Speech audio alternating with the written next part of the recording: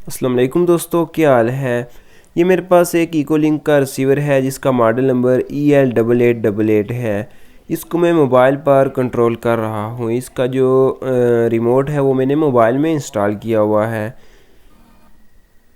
तो इसका रिमोट जो है वो मोबाइल में इंस्टॉल करने के लिए सबसे पहले आपने प्ले स्टोर में चले जाना है। वहाँ पर आप ने लिखना है मी रिमोट, MI मी और आगे रिमोट लिखना है। ये देखें, ये एप्लीकेशन पहले से मैंने इंस्टॉल की हुई है, तो ये एप्लीकेशन आपने इंस्टॉल करके ओपन कर लेनी है। अब जैसे ही एप्लीकेशन ओपन होगी तो ये ऊपर प्लस के निशान पर आपने क्लिक करना है और उसके बाद आपको इंटरनेट की ज़रूरत पड़ेगी। और उसके बाद आगे आपने ये जो सेटअप बॉक्स लिखा हुआ है यहाँ पर आपने क्लिक करना है। इसके बाद यहाँ पर आपने सर्च करना है CTV को सर्च करने के बाद आपने चेक करना है कि क्या ये वाकई आपके रिसीवर के साथ चल रहा है कि नहीं। ये देखें, जैसे ही मैंने प्रेस किया तो ये क्या हो गया, ऑफ हो गया। अब दोबारा मैं इसको ऑन करके अब वॉल्यूम का चेक करता हूँ कि ये वॉल्यूम भी अप डाउन हो रहा है कि नहीं।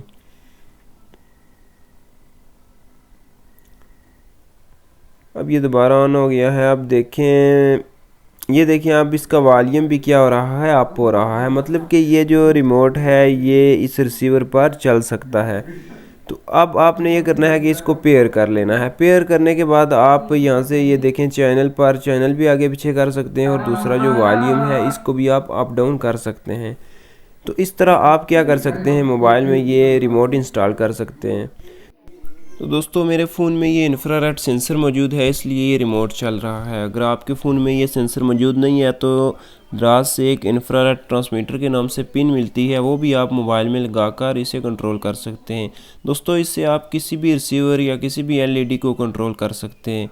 दोस्तों, अगर वीडियो अच्छी लगे तो वीडियो को लाइक कर दें और अगर चैनल पर नए हैं तो चैनल को ज़रूर सब्सक्राइब करें। वीडियो देखने का बहुत शुक्रिया। अल्लाह हाफिज़।